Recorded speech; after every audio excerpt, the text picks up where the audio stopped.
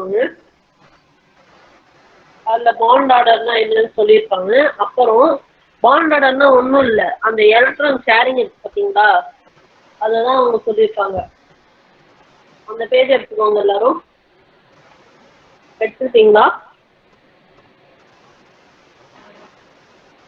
இருக்குப்பா, டிஸ்ப்ளே ஆயிருக்கு, டிஸ்ப்ளேல இருக்கு. Okay. Bond order is given by the number of bonds between the two atoms in a molecule. ஒரு மாலிக்யூல்ல இருக்கிற 2 atoms இடையில இருக்கிற நம்பர் ஆஃப் பாண்ட்ஸ் தான் பாண்ட் ஆர்டர் அப்படின்னு சொல்றாங்க. இது எலக்ட்ரான் ஷேரிங், 2 எலக்ட்ரான் ஷேர் ஆகும்போது ஒரு பாண்ட் கிரியேட் ஆகும். ஸோ அதை தான் இவங்க சொல்லியிருப்பாங்க. அதுக்கு எக்ஸாம்பிளாகவும் ஹைட்ரஜனும் ஆக்சிஜனையும் சொல்லியிருப்பாங்க. பாருங்களேன், ஹைட்ரஜன் வந்து சிங்கிள் ஷேர்டு எலக்ட்ரான் பேர், அதாவது ஒரே ஒரு பாண்டு. ஆக்சிஜன் வந்து 2 ஷேர்டு. ஓகே. அதே மாதிரி N2 வந்து 3 ஷேர்டு. ஸோ CO, அதாவது CO கார்பன் மோனாக்சைடு எடுக்கிறாங்க. ஸோ அதில் வந்து என்னன்னா the bond order is 3. For N2 bond order is 3 and it is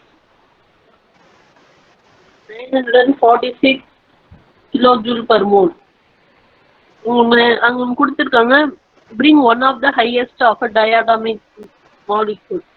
இது ஒன்றும் இல்லை, இந்த பேரால வந்து அவங்க என்ன சொல்லியிருப்பாங்கன்னா அந்த பாண்ட் அந்த இதுதான் சொல்லியிருப்பாங்க, வேற எதுவும் கிடையாது. அதுக்கு எக்ஸாம்பிள் தான் அதிகமாக கொடுத்துருப்பாங்க. அப்புறம் ரிசோனன்ஸ் ஸ்ட்ரக்சர் வந்து என்னன்னா லூவிஸ் ஸ்ட்ரக்சர்னு சொல்லுவாங்க. இதுக்கு இன்னொரு பேரு experimentally determined parameters for example the ozone.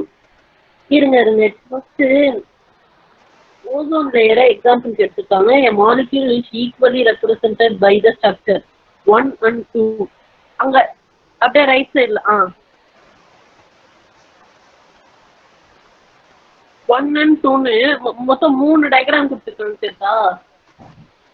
So இப்போ அந்த 3 டயக்ராம்ல தேர்டா ஒரு டயக்ராம் இருக்கு பார்த்தீங்களா, அதுதான் ரெசோனன்ஸ் ஸ்ட்ரக்சர். அது ஏன் அப்படிங்கிறத நான் சொல்றேன். தேர்டா இருக்கிறது தான் ரெசோனன்ஸ் ஸ்ட்ரக்சர். இது வந்து O3 மாலிக்யூல். ஓகேவா? ஸோ இப்போ அப்படியே கொஞ்சம் கீழே வந்தீங்கன்னா போல்ட் லெட்டர்ஸ்ல கொடுத்துருப்பாங்க.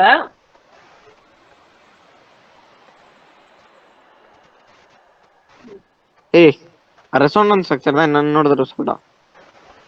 நான் இன்னும் சொல்லவே இல்லடா. அதானே. சரி, இப்போ அந்த போல்ட் லெட்டர்ஸ்ல கொடுத்துருக்காங்களா, அதுல வாங்க. According to the concept of resonance, whenever a single Lewis structure cannot describe a molecule accurately, இந்த ரெசனன்ஸ் கான்செப்டை பொறுத்தவரை பார்த்தோம்னா சிங்கிள் லூயிஸ் ஸ்ட்ரக்சர் வந்து எப்பவுமே ஒரு மாலிக்யூலை அக்யூரேட்டா டிஸ்கிரைப் பண்ணாது. எப்பன்னா ஒரு நம்பர் ஆஃப் அதோட ஸ்ட்ரக்சரையும் எனர்ஜியையும் பொசிஷன் ஆஃப் நியூக்ளியை பாண்டிங் அண்ட் நான் பாண்டிங் பேர்ஸ் ஆஃப் எலக்ட்ரான் இது எல்லாத்தையுமே அக்யூரேட்டா சொல்ல முடியாது அப்படிங்கிறாங்க. ஸோ இந்த மாதிரி இருக்கு பாத்தீங்களா, இந்த மாதிரி எதையும் சொல்ல முடியாம அப்படியே அதை கீழே படிச்சீங்கன்னா 2 structures shown above constitute canonical structures அப்படின்னா தான் என்னன்னு தெரியலன்னு சொல்லிட்டு இருந்தேன். ஆர் ரெசோனன்ஸ் ஸ்ட்ரக்சர் வாலே வர மாட்டேங்குது. கேனோனிக்கல் அததான் ரெசோனன்ஸ் ஸ்ட்ரக்சர்னு அதுக்கு இன்னொரு பேர் வச்சிருக்காங்க. ஸோ அதுதான் இதுதான் அந்த ஹைபிரிட். ரெசோனன்ஸ் ஹைபிரிட்னா என்னன்னு சொல்றேன். ஃபர்ஸ்ட் இதுதான் ரெசோனன்ஸ் ஸ்ட்ரக்சர். ஓகேவா? இந்த தேர்ட் ஸ்ட்ரக்சர் ரெப்ரசன்ட்ஸ் த மோர் அக்யூரேட். இந்த மொத்தம் 3 டயக்ராம் நாம டாப்ல பார்த்தோம்ல, அதை எடுங்களேன்.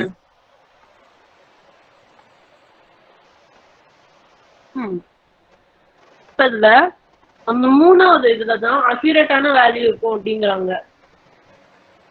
அக்யூரேட்டா அந்த மாலிக்யூல் எப்படி இருக்கு அப்படிங்கறத சொல்லியிருப்பாங்க. இதுலயே நீங்க பாத்தீங்கன்னா this is also called resonance hybrid. மோர் அந்த 3 டயக்ராம்ல எது மோர் அக்யூரேட்டா இருக்கோ அதுதான் ரெசோனன்ஸ் ஹைபிரிட் அப்படின்னு சொல்றாங்க. அது புரிஞ்சது. அஸ்வின் ம். அஸ்வின் கொஞ்சம் மறுபடியும் சொல்றியா ரிசோனன்ஸ் ஸ்ட்ரக்சரை பத்தி? என்ன புரியல, அதை பத்தி சொல்லு. இப்ப சொன்னீல சேமா இருக்கும்னு, என்னது ரிசோனன்ஸ் ஹைபிரிட்னு சொன்னீல ஒண்ணு, அது கொஞ்சம் குழம்புதுரா, மறுபடியும் ஒரு தாட்டி சொல்றா ப்ளீஸ்ரா. டக்குனே பேர் சொல்லணுமா? அஸ்வின், சரி, சொல். ரெசோனன்ஸ் ஸ்ட்ரக்சர், ரெசோனன்ஸ்னா என்னப்பா மீனிங்? அதெல்லாம் புக்ல கொடுக்கல சார். நீங்க படிக்கணும்ல. நான் என்ன சொல்லியிருக்கேன், ஒவ்வொரு வார்த்தையும் நம்ம படிக்கும்போது இதெல்லாம் டெக்னிக்கல் வேர்ட்ஸ். நீங்க படிச்சு அதை நம்ம புரியாம எப்படிப்பா இதை நமக்கு புரியும்? நீங்க இப்ப சொன்னது யாருக்குமே புரியல எனக்கு தெரிஞ்சு. ரெசோனன்ஸ் ஸ்ட்ரக்சர் அப்படின்னா என்னன்னு சொல்லுங்க, ஒரு தெளிவா சொல்லுங்க. இப்போ இந்த 3 ஸ்ட்ரக்சர் பார்க்குறோம், இதுல ஏன் நீங்க வந்து தேர்ட் ஸ்ட்ரக்சரை ரெசோனன்ஸ்னு சொல்றீங்க? ஏன் செகண்ட் வந்து ரெசோனன்ஸ் இல்லை, ஏன் ஃபர்ஸ்ட் ரெசோனன்ஸ் இல்லை? வந்து எதனால அப்படின்னா இந்த 2 ஸ்ட்ரக்சருமே ஓ பாண்ட் ஓ அப்படிங்கிறது சிங்கிள் பாண்டா இருக்கும், அப்புறம் இன்னும் டபுள் பாண்டா இருக்கும். ஸோ டோட்டலா 148 பீகோமீட்டர், அப்புறம் இதுல வந்து 121 பீகோமீட்டர் அப்படி இருக்கும் அப்படிங்கறத இவங்க புக்ல சொல்லியிருக்காங்க. அப்புறம் இதை எக்ஸ்பெரிமெண்ட் எல்லாம் சொல்லணும் அப்படின்னு பார்த்தா oxygen bond oxygen single Panda இருக்கும். ஸோ இப்போ இதுல வந்து O3 மாலிக்யூல் தானே நம்ம டோட்டலா எடுத்துப்போம். ஸோ அதோட O3க்கு வந்து 128 பீகோமீட்டர் இருக்கும். ஓகேவா? ஸோ இப்போ வந்து அது சார்ஜ் பொறுத்து மாறும். அந்த செகண்ட் இதை பார்த்தீங்கன்னா உங்களுக்கு தெரியும், சார்ஜ் போட்டுப்பாங்க. ஓகேவா? ஸோ அது மாதிரி மாறுது. ஸோ அப்படி மாறதுல இந்த பீகோமீட்டரோட அந்த வேல்யூவும் மாறுது அப்படிங்கிறத புரிஞ்சுக்கணும். Thus the oxygen bonds in the O3 molecule are intermediate between a double and a single bond. இப்போ இந்த ரெண்டு டபுள் பாண்டுக்கும் சிங்கிள் பாண்டுக்கும் உள்ள ஒரு இன்டர்மீடியேட் இருக்கு. அதனால லூயிஸ் ஸ்ட்ரக்சரை பொறுத்து இது வராது அப்படின்னு சொல்றாங்க. ஸோ இது வந்து தேர்ட் இதுதான் இருக்கும் அப்படிங்கிறாங்க. குட். இப்போ ஓரளவுக்கு வந்துட்டீங்க. பாலாஜிக்கு இப்போ புரிஞ்சதா? Okay sir. ஏன்னா இது வந்து லூயிஸ் ஸ்ட்ரக்சர் வந்து இது ரெப்ரசன்ட் பண்ணாது அப்படின்னு சொல்றாங்க சார். இந்த ரிசோனன்ஸ் ஸ்ட்ரக்சர் வந்து நீங்க புரிஞ்சு வச்சிருக்கீங்க, பட் மற்றவங்களுக்கு நீங்க இன்னும் சொல்லல. அதுதான் நீங்க முன்னாடி சொன்னது, நீங்க உங்களுக்கு புரிஞ்சதும் மற்றவங்களுக்கு புரிஞ்சிடுச்சுன்னு நினைச்சிட்டீங்க. இப்போ ஓரளவுக்கு தெளிவா எக்ஸ்பிளைன் பண்ணிருக்கீங்க. ஸோ இது என்னன்னா, கிளியரா சொல்லணும்னா, நமக்கு வந்து as per the theory single bonded ஆக்சிஜன்ல பார்த்தா 148 பிகோமீட்டர், டபுள் பாண்ட் அப்படிங்கும்போது 121 பிகோமீட்டர் இருக்கணும். இப்போ இதை கொண்டுட்டு போய் நம்ம ஓசோன் மாலிக்யூலை வச்சு அதை எக்ஸ்பெரிமெண்டலா ஐடென்டிஃபை பண்ணும்போது நமக்கு 2 டிஃபரெண்ட் பாண்ட் லென்த் கிடைக்கணும். ஒன்று 148 பிகோமீட்டரும், இன்னொன்று 121 பிகோமீட்டரும் கிடைக்கணும். ஆனால் அப்படி கிடைக்கல, ஒரே ஒரு பாண்ட் லென்த் தான் கிடைச்சிருக்கு. அந்த பாண்ட் லென்த் என்னவா கிடைச்சிருக்குன்னா 128 பிகோமீட்டர்ல கிடைச்சிருக்கு. இது நம்ம தியரிக்கும் இதுக்கும் சம்மந்தம் இல்லாம இந்த ரெண்டுக்கும் நடுவுல ஒன்னா கிடைச்சிருக்கு. அப்படின்னா என்ன அர்த்தம்னா, இது நம்ம தியரிட்டிக்கலா சொல்லக்கூடிய ஸ்ட்ரக்சர் 1ஆவோ இல்ல 2ஆவோ இல்லாம அந்த டபுள் பாண்ட் என்னவா இருக்கு? இப்ப பாருங்க, இந்த ஆக்சிஜன்ல இருந்து நடுவுல இருக்கக்கூடிய ஆக்சிஜன், லெஃப்ட்ல ஒரு ஆக்சிஜன், ரைட்ல ஒரு ஆக்சிஜன் இருக்குன்னு வச்சுக்கலாம். அப்ப அந்த டபுள் பாண்ட் பாருங்க, ஃபர்ஸ்ட்டுக்கும் செகண்டுக்கும் இல்லைன்னா செகண்டுக்கும் தேர்டுக்கும் இந்த மாதிரி இது வந்து எப்பவுமே இந்த பாண்டு ஒரு இடத்துல நிலையா இல்லாம மூவ் ஆகிக்கிட்டே இருக்கு. 1ல இருந்து 3க்கு போகுது, திரும்ப 3ல இருந்து 1க்கு வருது. ஸோ 1ல இருந்து 3க்கு போகுது, திரும்ப 3ல இருந்து 1க்கு வருது. இப்படி நிலை இல்லாம இட் இஸ் கால்ட் டிஸ்லோகேட்டட் இருக்கக்கூடிய ஒரு பாண்டிங்கா இருக்கு. அப்போ அது என்ன ஆகுதுனாக்கா, இந்த ரெண்டு லென்த்தையும் ஆவரேஜா பண்ணும்போது ஒரு லென்த் கிடைக்கும் இல்லையா, அந்த லென்த் தான் 128 பிகோமீட்டர். இப்போ நீங்க ஆவரேஜ் பண்ணி பார்த்தீங்கன்னா அப்ராக்சிமேட்டா உங்களுக்கு கிடைச்சிரும். அப்போ அந்த பாண்டு வந்து நிலையா இல்லாம அங்கேயும் இங்கேயும் மூவ் ஆகிக்கிட்டே இருக்கிறதுனால this particular dislocated bond, இதுக்கு பேர் தான் வந்து ரெசோனன்ஸ்னு சொல்லுவாங்க. இப்படி ஆகிக்கிட்டே இருக்கிறதுனால தான் உங்களுக்கு தேர்ட்ல ஸ்ட்ரக்சர்ல பாருங்க, பாண்டை வந்து ஒரு ஸ்ட்ரெயிட் லைன்ல கொடுக்காம டாட்டட் லைன்ல கொடுத்துருப்பாங்க. புரியுதுங்களா? சார் அதாவது நிலையா இல்லாததானே சார்? ஆமா, அது ஒரு இடத்துல ஸ்பெசிபிக்கா இல்ல, இப்போ ரெண்டுக்குமே கான்ட்ரிபியூட் பண்ணிட்டு இருக்கு அந்த டபுள் பாண்ட் அப்படிங்கிறது தான் அதுல மீனிங். ரெண்டு சைட்லயுமே பாருங்க டாட்டட் கொடுத்துருக்காங்க, 1 2க்கும் சரி 2 3க்கும் சரி. அதனால தான் நமக்கு ஆல்மோஸ்ட் ஆவரேஜான 128 பிகோமீட்டருங்கிற லென்த்தில் நமக்கு கிடைக்குது. இதை வந்து நம்ம ரெசோனன்ஸ் எஃபெக்ட் அல்லது ரெசோனன்ஸ் ஸ்ட்ரக்சர் அப்படிங்கிறது மூலமா நம்மளால எக்ஸ்பிளைன் பண்ண முடியும். அதை தான் இதை வந்து சொல்றாங்க. சரியா? So it is nothing but the hybrid structure of 1 and 2. ரெண்டையும் மிக்ஸ் பண்ணி சேர்த்து ஒரு மிக்சர்ல கலந்து போட்டீங்கன்னா எப்படி இருக்குமோ அந்த மாதிரி ஒரு structure 3. Yes sir. Clear? Clear sir. Okay, continue. Sir இந்த ரிசோனன்ஸ் ஹைபிரிட்னா என்ன சார் அது? ஹைபிரிட்னா ரெண்டு கலக்குறதுப்பா, ரெண்டையும் கலந்த மாதிரியான ஒரு structure. Oh, first one second one. Sir இதுல வந்து எனக்கு ஒரு எக்ஸாம்பிள் சம் இருக்கும் சார், அதுதான் சார் எனக்கு புரியல. பார்க்கலாம், புரியல. பார்க்கலாம். இப்போ அதான் சார். அஸ்வின் நானா எக்ஸாம்பிள் கிளியர் தானே? அஸ்வின்க்கு இது கிளியர் தானே இப்போ? ஓகே சார், சொல்லுங்கப்பா. எக்ஸ்ரே டிஃப்ராக்ஷன் என்ன சார்? எக்ஸ்ரே டைஃப்ராக்ஷன் யார் இப்போ பாரி கேட்டதா? ஆமா சார். அது கொஞ்சம் தேடிட்டு நாளைக்கு இன்னொரு தடவை டிஸ்கஸ் பண்ணுவோம். பாருங்க. எக்ஸ்ரே டைஃப்ராக்ஷன் ஸ்பெக்ட்ரோஸ்கோபி, அது ஒரு ஸ்பெக்ட்ரோஸ்கோபி டெக்னிக். சும்மா லைட்டா பாருங்க, ரொம்ப எல்லாம் டைம் கொடுக்க வேணாம். நம்ம நெக்ஸ்ட் டைபோல் மூவ்மென்ட்னு கொடுத்துருக்காங்க சார். டைபோல் மூவ்மென்ட் பத்தி ஒரு எக்ஸ்ரே அது என்னன்னு தெரியல சார். டைபோல் மூவ்மென்ட் உங்களுக்கு ஐஆர் ஸ்பெக்ட்ரோஸ்கோபில கிடைக்கும். Okay sir. ஏய், டைபோல் வந்து எதுலடா இருக்கு? கொஞ்சம் நீங்க படிங்கப்பா, படிச்சிட்டு நம்ம அடுத்தது இப்பவே அத பத்தி பேச வேண்டாம். நீங்க கொஞ்சமா பாருங்க, அதுக்கப்புறமா. ஏன்னா நான் ஒண்ணுமே இல்லாம உங்களுக்கு அதை சொன்னேன்னா அது ஆகாயத்துல பறக்க விட்ட மாதிரி இருக்கும். கொஞ்சமா சார் டைபோல் வந்து அடுத்த லெசன்ல உள்ள சொல்றான் சார். இல்ல இந்த லெசன் தான், அடுத்த டாபிக். அடுத்து என்னது புரியல, என்ன சொல்ற? அந்த ஒரு சயின்டிஸ்ட் பத்திடா. அது அவனோட டாபிக். சரி, அது வரும்போது. ஓ, அவனோட டாபிக் இல்லையா? சரி, அது வரும்போது டிஸ்கஸ் பண்ணிடலாம். இப்போ சொல்லுங்க. Yes, continue Ashwin, continue.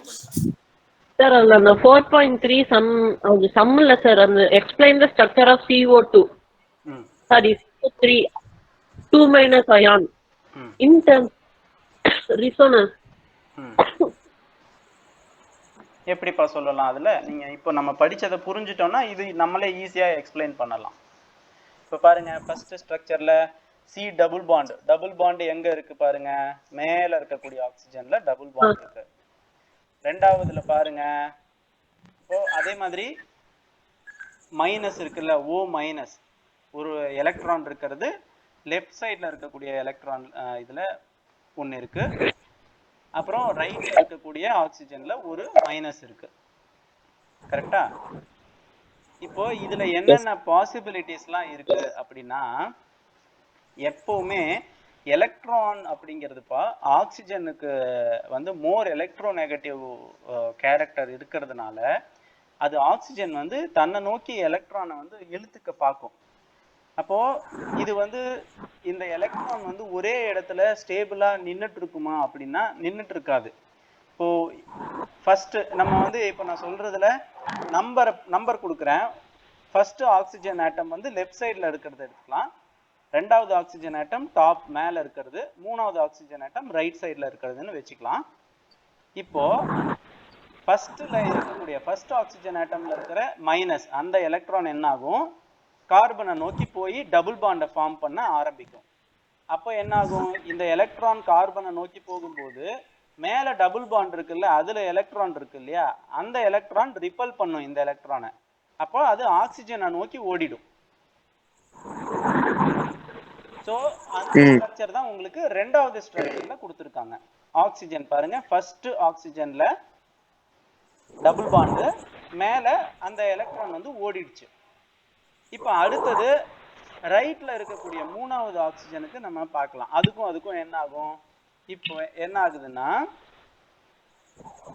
For example okay, இந்த எலக்ட்ரான், அதாவது ரைட்ல இருக்கக்கூடிய ஆக்சிஜன்ல இருக்கிற எலக்ட்ரான் சப்போஸ் இந்த கார்பனை நோக்கி வருது அப்படின்னு வச்சோம்னா, அப்ப என்ன ஆகும், கார்பன் மேல மோர் எலக்ட்ரான் டென்சிட்டி கிரியேட் ஆகும்.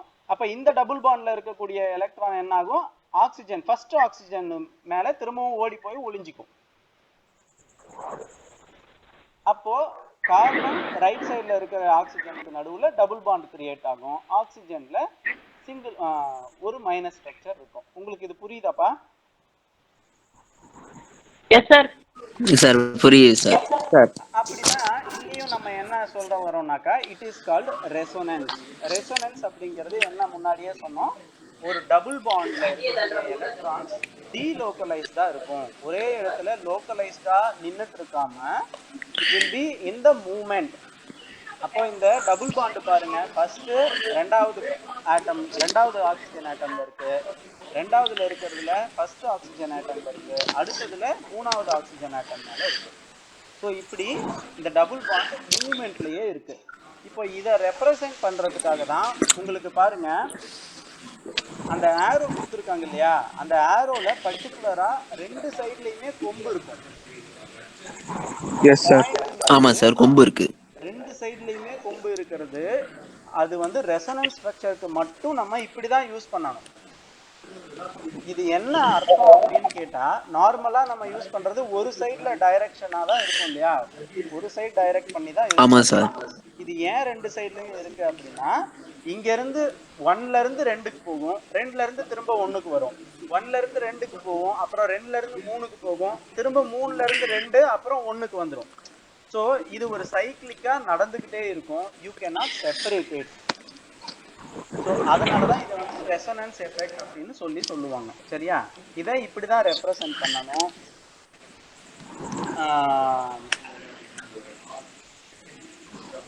இதுல அதாவது எப்படி வேணா இருக்கிறாங்களாம், அதாவது எப்படி வேணா இந்த ஸ்ட்ரக்சர் இருக்கலாம்ன்றதுதான் 3 பார்ட்டா பிரிச்சு கொடுத்துறாங்களா சார்? ஆமாப்பா, possibilities of the double bond, எந்த ஆக்சிஜன்ல இருக்கணும் அப்படிங்கறத எப்படி வேணும்னா இருக்கலாம். எய்தர் ஃபர்ஸ்ட் ஸ்ட்ரக்சர்ல இருக்கிற மாதிரி இருக்கலாம், செகண்ட் ஸ்ட்ரக்சர்ல இருக்கிற மாதிரி இருக்கலாம், தேர்ட் ஸ்ட்ரக்சர்ல இருக்கிற மாதிரி இருக்கலாம். சரிங்களா? இப்போ இந்த இதுல இருக்கக்கூடிய இதையே நம்ம முன்னாடி பார்த்த மாதிரி இந்த பாண்ட் லென்த்தை எடுத்து நம்ம மெஷர் பண்ணோம் அப்படின்னா, ஆக்சுவலா தனியா எடுத்து பார்த்தோம்னா இதுக்கு 1 2 3, ஆக்சுவலா இதுல வந்து 2 டிஃபரெண்ட் டைப்ஸ் ஆஃப் பாண்ட்ஸ் தான் இருக்கு. CO C double bond O அப்படின்னு 2 டிஃபரெண்ட் டைப்ஸ் ஆஃப் பாண்ட் இருக்கு. அப்படின்னா நமக்கு 2 பாண்ட் லென்த் கிடைச்சிருக்கணும் வேற வேறையா, ஆனா ஒரே பாண்ட் லென்த் தான் கிடைச்சிருக்கும் உங்களுக்கு. ஏன் அப்படின்னா அந்த டபுள் பாண்ட் லோக்கலைஸ்டா இல்லாம அங்கேயும் இங்கேயும் மூவ் ஆகிக்கிட்டே இருக்கிறதுனால the double bond will share equally all the 3 atoms and it will be having the average effect on 3 oxygen atoms. அதனால உங்களுக்கு average bond. So accurate sir, இது அக்யூரேட்டா கண்டுபிடிக்க முடியாது சார் இந்த bond length. It will be accurate of the average bond length. மூணுக்கும் போட்டு நீங்க bond length average பண்ணீங்கன்னா அந்த பாண்ட் லென்த் ஆவரேஜ் எவ்வளவோ அந்த அளவுக்கு தான் உங்களுக்கு பாண்ட் லென்த் கிடைக்கும், அக்யூரேட்டா இருக்கும். அதனாலதான் இந்த இதை உங்களால இந்த தியரியவே எக்ஸ்பிளைன் பண்ண முடியுது, ரெசனன்ஸ் தியரிய. Okay sir. அஸ்வின் புரிஞ்சுதாப்பா? Yes sir. ஸ்டில் யாருக்காவது டவுட் இருக்கா? இல்ல, முடிஞ்சிருச்சு. இல்ல, அடுத்த ஒரு எக்ஸாம்பிள் இருக்கு சார். Explain the structure of CO2 molecule. CO2 அப்ப என்ன ஆகும், C சென்டர்ல ரெண்டு பக்கத்துலயும் ஆக்சிஜன் ஆக்சிஜன். அப்ப அதுலயும் இதே மாதிரி இருக்கும், டபுள் பாண்ட் ட்ரிபிள் பாண்டா இருக்கும் இல்லையா, அந்த ட்ரிபிள் பாண்ட் நிலையா இல்லாம அங்க எங்கேயும் மூவ் ஆகிட்டு இருக்கும். இல்ல டபுள் பாண்டாவே இருக்கும். ஆக்சுவலா ஃபைனலா பார்த்தோம்னா நமக்கு C double bonds double bond ஓவா இருக்கும். பாருங்க இதுல ரெசனன்ஸ் எஃபெக்ட்ல கொடுத்துருக்காங்க.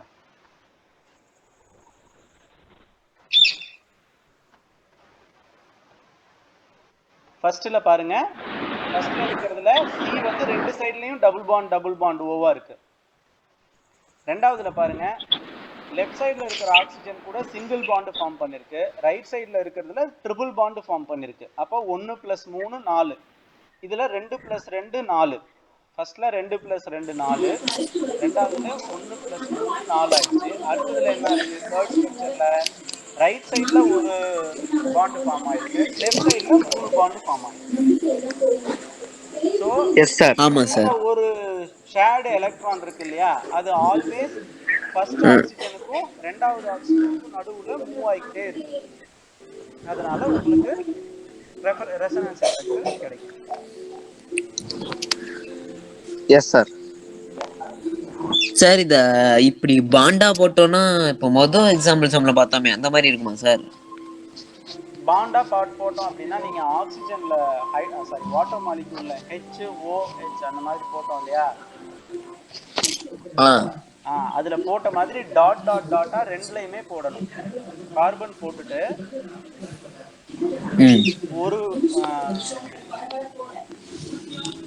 ஒரு ரெண்டுக்குமே ஒவ்வொரு பாண்டை போட்டுட்டு, ஒண்ணுல நீங்க எந்த இடத்துல வேணா ஒன்னு இன்னொரு டபுள் பாண்டை போட்டுட்டு மூணாவது ஒண்ணு போடுறத மட்டும் டாட்டடா போடணும். Yes sir. அப்படியா சார்? ஆமா. Okay sir. இத நீங்க வந்து நாளைக்கு எனக்கு போட்டு காட்டுறீங்க சரியா?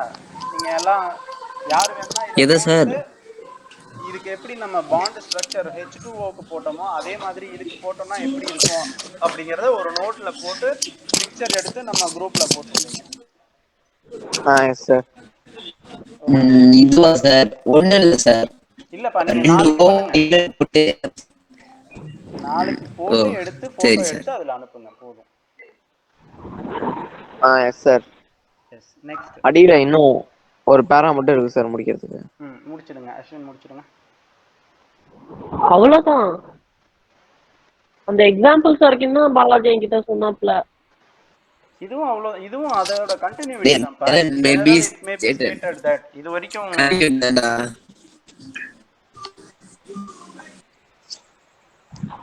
in general it may be that அது இருக்கிறதே 2 பாயிண்ட் தான்டா, ஒண்ணுமே இல்லடா அதுல. சரி ஓகே, படிச்சிருக்கீங்களா இத? நான் ஒரு தடவை படிச்சு பார்க்கறேன் sir. In general it may be stated that polarity of bonds அப்படிங்க சார். காரி நான் தான் படிச்சிட்டு இருக்கேன். இரு. polarity of bonds தான். சரி, யாராவது ஒருத்தர் படிங்க. சரி, அஸ்வின் இதுதான் டாபிக், அவரே படிச்சிட்டு.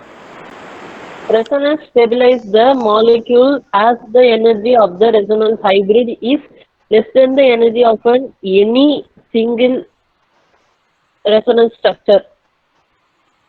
Canonical. இப்போ கேனோனிக்கலுக்கும் ரெசனன்ஸ்க்கும் டிஃபரன்ஸ் தெரிஞ்சதா உங்களுக்கு அஸ்வின்? நான் சொன்னதுல இருந்து உங்களுக்கு கேனோனிக்கல் இங்க மேல பாருங்க. இப்போ ரெசனன்ஸ் இன் CO2 மாலிக்யூல் அப்படிங்கிறது மேல கொடுத்துருக்காங்க. 1, 2 and 3 represent 3 canonical forms. Resonance அப்படிங்கிறது அதோடைய ப்ராசஸை குறிக்குது. ஸோ ரெசனன்ஸ் ஸ்ட்ரக்சருங்கிறது ஒரே ஸ்ட்ரக்சர்ல நீங்க அந்த ஹைபிரிட் பண்ணி ஒன்னா எழுதுறீங்க பாத்தீங்களா, அதுதான் ரெசனன்ஸ் ஸ்ட்ரக்சரா இருக்கும், ஹைபிரிட் ஸ்ட்ரக்சர். இப்போ இதுல 3 வேற வேறையா இருக்கு இல்லையா, அந்த 3 தனித்தனியா. So it has 3 canonical forms. Okay sir. It has 3 different similar structure, that is called canonical form. Resonance structure is combination of all the 3 to give you single structure, that is resonance structure. Okay sir. Yes, come அடுத்து படிங்க. Resonance averages the bond characteristic as a whole. Resonance ஓட அந்த characteristic வந்து bond characteristic வந்து ஹோலா இருக்கும் அப்படின்னு சொல்றாங்க. Thus the energy of the O3 resonance hybrid is lower than the either of the two canonical forms 1 and 2. Figure 4.3. Square 4 plus point. H2O ஆமா காட்டுங்க. நம்ம நம்ம H2O இது பார்த்தோம் இல்லையா? ஆமா சார், இங்க இருக்கு சார். அந்த அந்த டயக்ராம் தான். ஸோ அதுல இருக்கிற அந்த எனர்ஜி ரெசனன்ஸ் ஹைபிரிட் எனர்ஜி வந்து lower then either the two canonical forms. அந்த first and two canonical forms இருக்குல்ல, அதோட எனர்ஜி வந்து ரொம்ப கம்மியா இருக்கும் அப்படின்னு சொல்றாங்க. ஆஹாஹாஹா. ரெண்டையும் ஃபர்ஸ்ட் செகண்ட் ரெண்டையும் கம்பேர் பண்ணும்போது தேர்டுக்கு தான் எனர்ஜி வந்து கம்மியா இருக்கும். அதனால தான் அது ஸ்டேபிளா இருக்குன்னு சொல்றாங்க. ஓகே. எப்பவும் ரெசனன்ஸ்க்கு தான் வந்து லோயர் எனர்ஜி இருக்கும். அதனால தான் அது ஸ்டேபிளா எக்ஸ்பிளைன் பண்ண முடியுதுன்னு சொல்றாங்க. இன்னொரு தடவை படிங்க. Resonance averages the bond characteristic as a whole, thus the energy of the O3 resonance hybrid is lower than either of the two canonical forms 1 and 2. கரெக்டா? இல்ல எனக்கு இன்னும் டவுட்டா தான் இருக்கு. அப்படியா? Resonance hybrid is lower than 1 and 2. The energy of O3 resonance hybrid is lower than 1 and 2. Okay okay. Doubt இருக்கு? இல்ல இல்ல ஒண்ணும் இல்ல.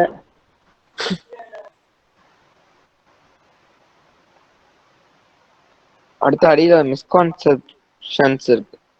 சோ இதுல இன்னமும் என்ன லிமிட்டேஷன்ஸ், இதோட லிமிட்டேஷன்ஸ் என்னன்னு சொல்றாங்க. படிங்க படிங்க.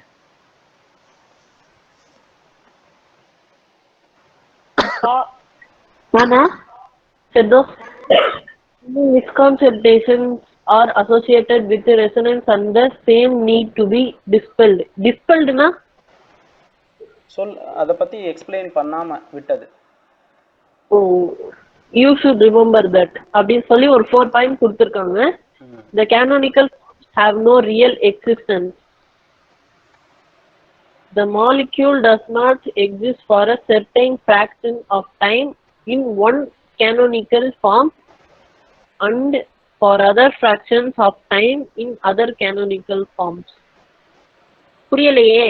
ஸோ இதெல்லாம் நம்ம படிக்கும்போது நமக்கு வந்து ஈஸியா அண்டர்ஸ்டாண்ட் ஆகுது இல்லையா?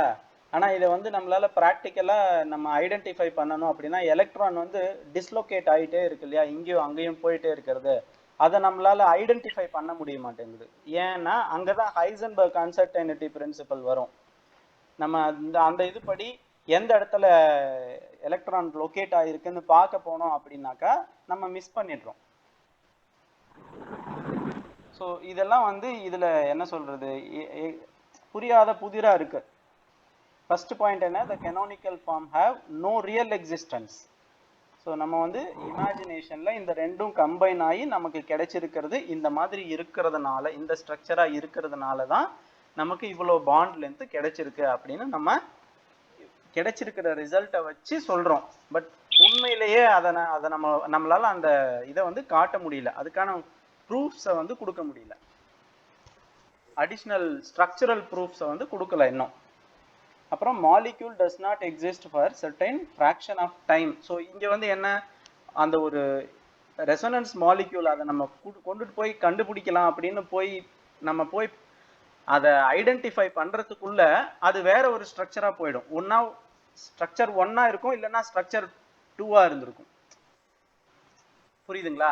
நம்ம போய் அந்த பாண்டை லொக்கேட் பண்ணுறதுக்காக ஒரு எலக்ட்ரானை வச்சு டைரெக்டாக அடிக்க போனோம்னா அது பாண்டை அந்த இடத்துல லொக்கேட் பண்ணிச்சுன்னா தென் என்ன ஆகும்னாக்கா நம்ம அந்த மூமெண்ட்டாவே மறந்துடுவோம். மூமெண்ட் அதனால நம்மளால கண்டுபிடிக்க முடியாது இல்லையா? ஸோ மொமெண்டமையும் ஒரே டைம்ல கண்டுபிடிக்க முடியாது இல்லையா? அப்போ இந்த ஒரு ரெசனன்ஸ் ஸ்ட்ரக்சர் என்னவா இருக்குது, ரொம்ப ரொம்ப ரொம்ப அதனுடைய லைஃப் டைம் அப்படின்னு பார்த்தாக்கா it will B lower than pico seconds. Lowest ரொம்ப ரொம்ப ரொம்ப கம்மியா இருக்கும். அதனால தான் வந்து நம்மளால அதை கண்டுபிடிக்க முடியல. ஃபர்ஸ்ட்ல கண்டுபிடிக்க முடியல அப்படின்னு சொல்றோம். ரெண்டாவது ஏன் கண்டுபிடிக்க முடியல அப்படின்னா அதோட existence time is very very minimum, low. There is no such equilibrium between the canonical forms as we have between tautomeric forms. So tautomeric forms பத்தி படிச்சோமா? இல்ல சார். டாட்டாமெரிசம் பத்தி நம்ம படிச்சோமா இதுக்கு முன்னாடி? கீட்டோயினால். ஓகே, இது வந்து நமக்கு இனிமேல் தான் ஆர்கானிக்ல வரும். நம்ம இதை பத்தி பின்னாடி படிக்கலாம், சரியா? கீட்டோயினால் ஸ்ட்ரக்சர்ல அதுல எப்படி இருக்கு அப்படிங்கறத பத்தி நம்ம படிக்கும்போது நம்ம இதை பார்க்கலாம். Then the molecule as such has a single structure which is the resonance hybrid of the canonical forms and which cannot as such be depicted by a single Lewis structure. அப்போ ஒரு லூயிஸ் ஸ்ட்ரக்சரை நம்ம வச்சுக்கிட்டு இந்த 3 resonance hybrid, அதாவது 3 canonical ஃபார்மையும் 2 அல்லது 3 4 நம்மளால explain பண்ண முடியல அப்படிங்கிறதெல்லாம் இதோட லிமிடேஷன்ஸ். ஆக்சுவலா ஃபர்ஸ்ட் என்ன சொல்லுது, இதோட ரியல் எக்ஸிஸ்டன்ஸ் இல்லை ரெசனன்ஸ்க்கு அப்படின்னு சொல்றாங்க. ஏன் இல்லை அப்படின்னா அதோட லைஃப் டைம் வந்து ஃப்ராக்ஷன்ல இருக்கு, ரொம்ப ரொம்ப லோவஸ்டா இருக்கு. அப்புறம் இது வந்து ஸ்டேபிளா நம்மளால கீட்டோயினால் ஃபார்ம்ல சொல்ற மாதிரி இதை நம்ம சொல்ல முடியல உண்மையா. 4வது பாயிண்ட் என்ன சொல்லுதுன்னா, ஒரு லூயிஸ் ஸ்ட்ரக்சரை வச்சுக்கிட்டு நம்மளால இந்த சார் 3வது எக்ஸ்பிளைன் பண்ண முடியல. 3வது தான்ப்பா டார்காமெரிக் ஃபார்ம் கீட்டோயினால் ஸ்ட்ரக்சர்ல இருக்கிற மாதிரி நம்மளால இத சொல்ல முடியல. அத பத்தி அப்புறமா பேசலாம்னு. Okay sir. Okay sir. இப்போ உங்களுக்கு கீட்டோன்னா என்னன்னு தெரியாது, ஈனால்னா என்னன்னு தெரியாது. அத பத்தி பேசினா அரை மணி நேரம். ஐயோ வேணாம் சார். ஓகே, சோ அது அப்புறமா இனிமேல் தான் வரும் உங்களுக்கு, அது ஆர்கானிக்ல வரும். ஓ ஓகே சார். கிளியரா? Yes sir.